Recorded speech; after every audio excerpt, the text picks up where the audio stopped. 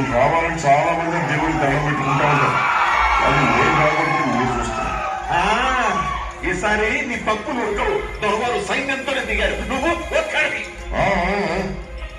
మందులు తినేవాళ్ళు మందులు ఉండొచ్చు, కానీ ఆ మందులు కొట్టడానికి ఒక్క మందు కూడా